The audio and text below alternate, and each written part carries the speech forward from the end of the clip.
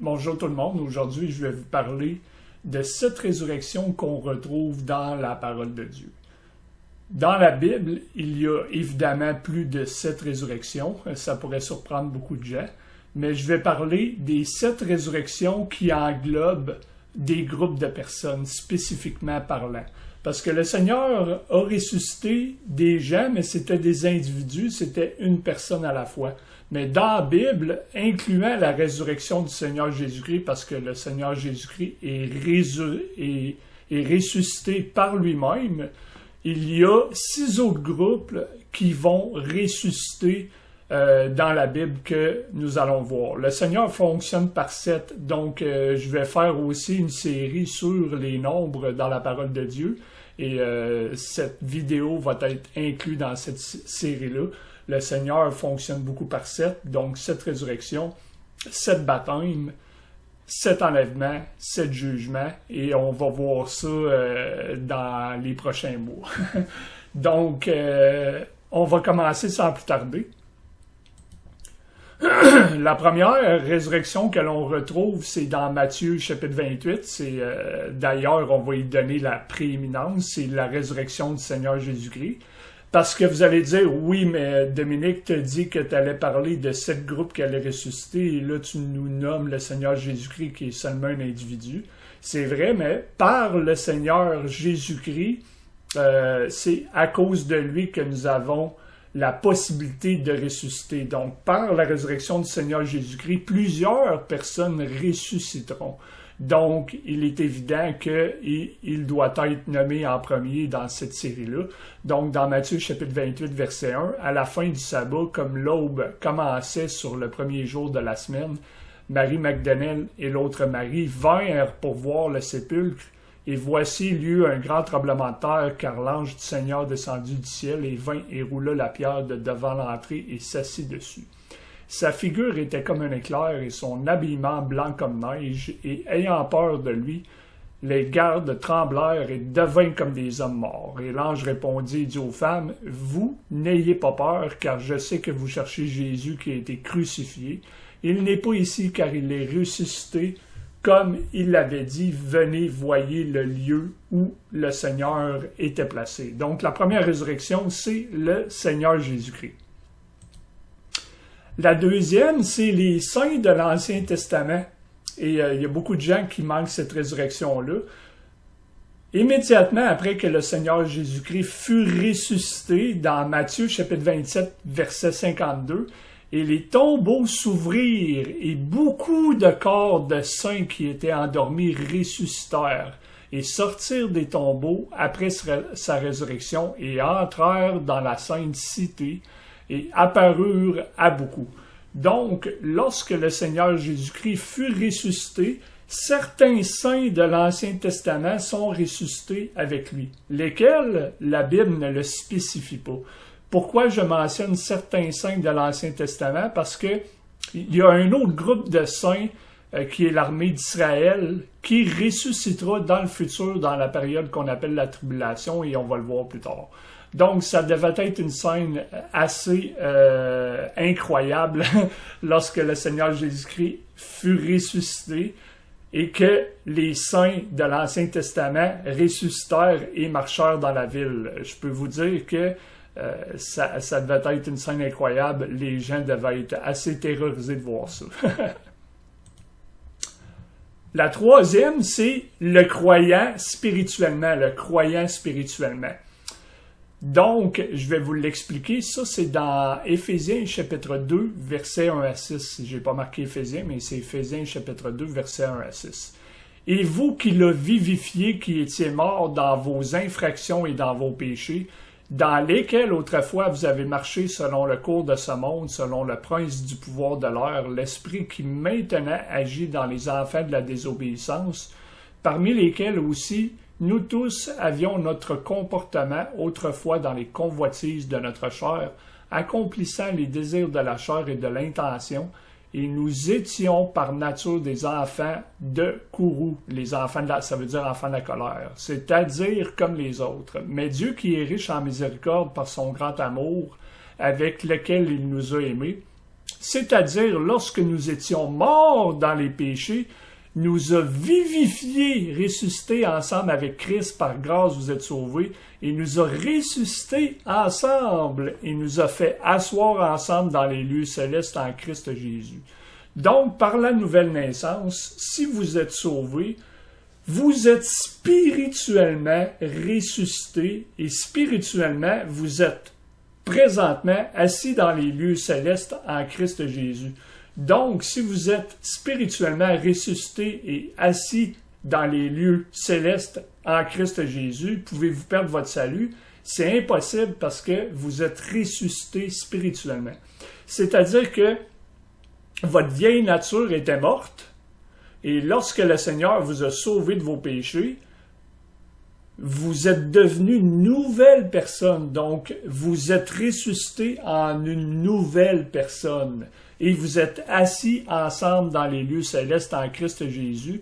Donc, spirituellement, lorsque quelqu'un est sauvé et ressuscité spirituellement, c'est le terme que la Bible utilise.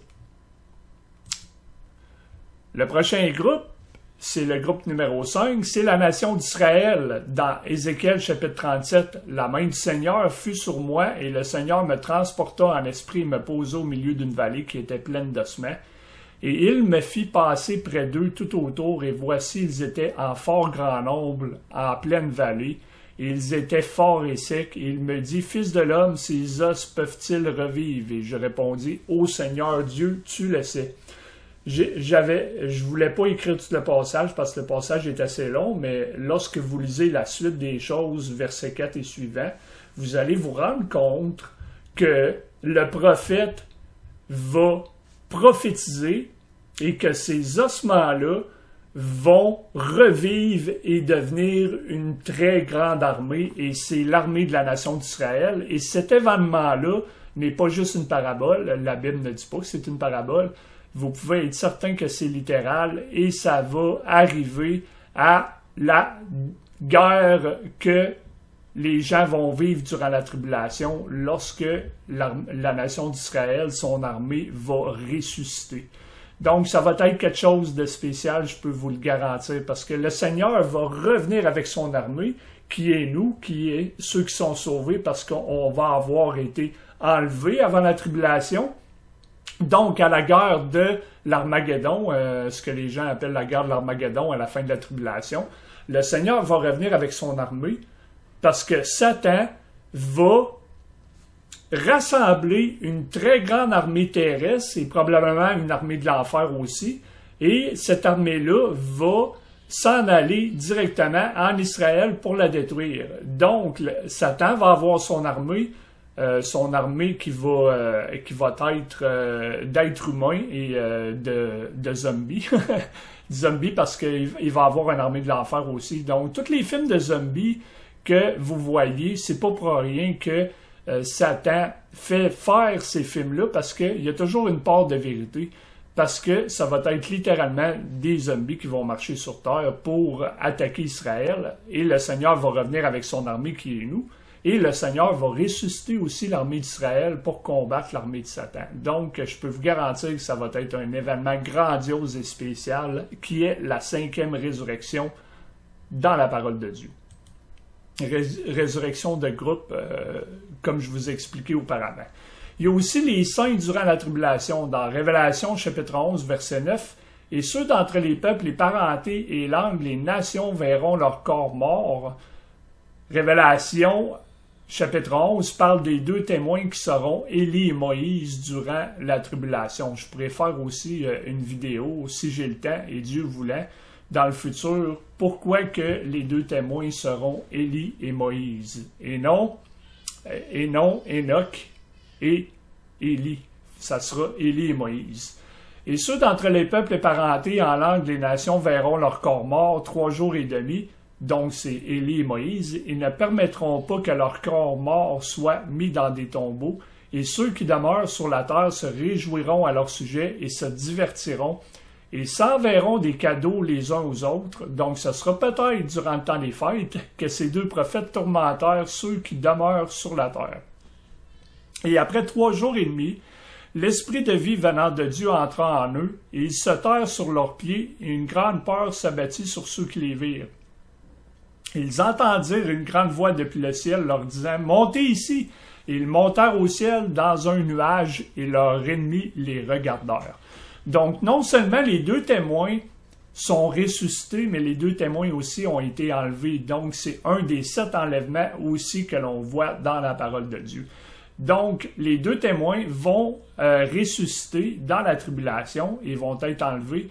Et il y a, là, je ne fais pas une série sur les 7 enlèvements, pas présentement, mais je vais sûrement le faire dans le futur, Dieu voulant. Et il y a d'autres gens qui vont être enlevés aussi durant la tribulation. Ce que les gens confondent avec l'enlèvement de l'Église. Si vous n'avez pas vu mon vidéo sur l'enlèvement, je vous inviterai à le voir. Donc ça, c'est la 6e résurrection. Donc nous allons voir la dernière. C'est les gens qui sont non sauvés. Eux aussi vont ressusciter. Et je vais vous donner la raison pourquoi ils ressusciteront. Et la mer restitua les morts qui étaient en elle, et la mort et l'enfer délivrèrent les morts qui étaient en eux, et ils furent jugés chaque homme selon ses œuvres. Donc, c'est clair qu'ils ressusciteront. Ils ressusciteront pour le jugement dernier. Donc, tous les gens qui sont non sauvés vont ressusciter pour le jugement dernier.